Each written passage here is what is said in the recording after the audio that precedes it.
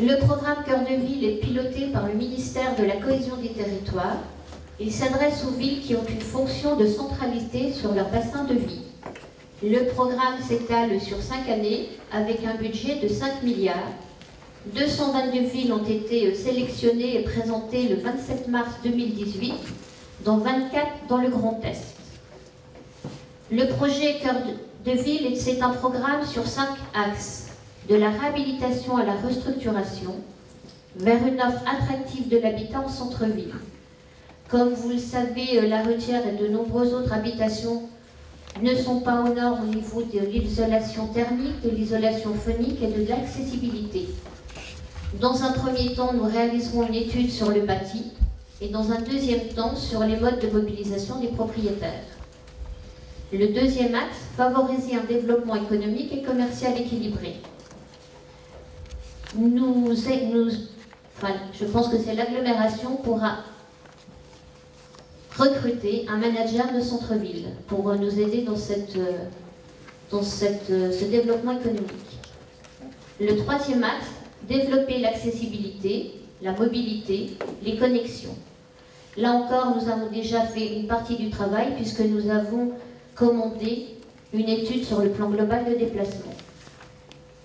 Le quatrième axe, mettre en valeur les formes urbaines, l'espace public et le patrimoine.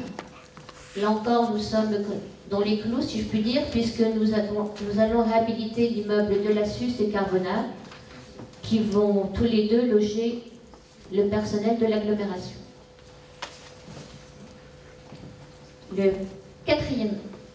cinquième axe, fournir l'accès aux équipements, services publics, à l'offre culturelle et de loisirs. Et là encore, nous avons un projet avec la boussole.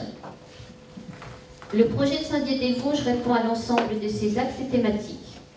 Le périmètre est basé autour de l'axe Gare-Cathédrale, les quais, la rue d'Alsace. Au départ, nous avions un périmètre beaucoup plus restrictif et l'État nous a demandé d'élargir ce périmètre.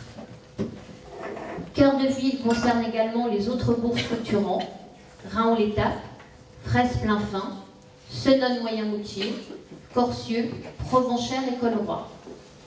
Comme vous l'aurez compris, ce sont des enjeux forts, puisque nous avons une vacance des logements de 25% Retière et 15% sur l'ensemble de la ville. Une vacance des commerces de 18,28% sur la ville, mais 37% sur la rue d'Alsace. Et nous sommes aussi dans une ville où la voiture est présente et il nous faudra penser d'autres modes de développement. Plusieurs études sont annoncées également ou à conforter. Une étude sur le bâti, afin d'obtenir une analyse fine des typologies, puis une étude pour mobiliser les propriétaires. Nous avons également une étude de l'établissement public foncier de Lorraine sur le centre de Raon-l'Étape et une étude urbaine de réhabilitation qualitative des quais et de la place du marché. Ces études permettront de définir un périmètre précis d'intervention afin de lancer des opérations spécifiques comme une opération programmée d'amélioration de l'habitat et de renouvellement urbain. Pour autant, nous ne partons pas de rien en termes de diagnostic. Nous avons déjà un diagnostic qui a été réalisé par Scalen, avec qui nous travaillons, sur le plan local d'urbanisme intercommunal Habitat. Cette étude a été lancée en 2017. Nous avons également une étude de la Chambre de commerce et d'industrie de Lorraine qui portait sur, bien entendu, le commerce et l'industrie. Et puis, comme je vous l'ai déjà dit, une étude sur les mobilités avec le plan global de déplacement. De même, Saint-Dié a déjà mené des actions pour redynamiser la ville. L'opération En rue sur Kellerman, la création de la maison de l'habitat et de l'énergie, la labellisation architecture contemporaine remarquable et le classement à l'UNESCO de l'usine Claudet Duval. Le jardin Simone Veil qui va contribuer à la redynamisation du centre-ville et qui va créer un espace très agréable pour les enfants. Il doit être inauguré à la fin de la semaine d'ailleurs. Nous avons également signé le pacte offensif croissance emploi et nous sommes aussi intégrés dans des démarches de l'État avec l'expérimentation ville moyenne du Grand Est et les ateliers du territoire. Sur la convention elle-même, tout d'abord il y a un état des lieux. Ensuite, la mise en avant des démarches déjà commencées, je vous les ai nommées, la boussole, le jardin Simone Veil et bientôt le skatepark. La gouvernance est structurée autour de 3 niveaux. Un niveau local, un niveau régional et un niveau national. À l'échelle locale, un comité de projet installé en sous-préfecture le mardi 22 mai 2018, présidé par Monsieur le maire. Il y aurait bien entendu le préfet, 2 vice-présidents, Monsieur Bernard Metz pour l'agglomération et moi-même pour la ville, des partenaires financeurs, la Caisse des dépôts et consignations, Action Logement et l'Agence nationale pour l'amélioration de l'habitat. Également des partenaires locaux avec les associations de commerçants, de riverains, de propriétaires. Le comité valide les orientations et suit l'avancement du projet. Il se réunit en principe une fois par trimestre. À ses côtés, un comité de pilotage interne, avec bien entendu les mêmes personnes, et un chef de projet en la personne d'Olivier Tite qui est présent ce soir.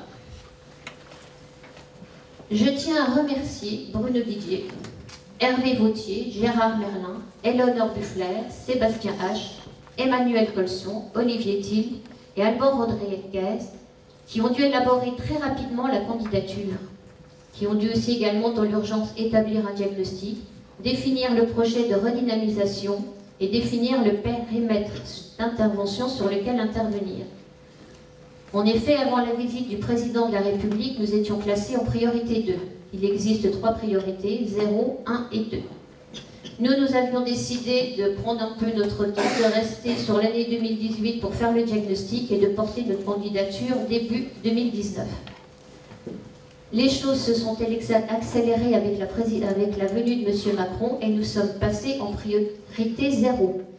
Et on nous a demandé d'élaborer ce projet de convention qui vous est soumis ce soir pour le mois de juin. Donc un travail très rapide de la part de tous les services.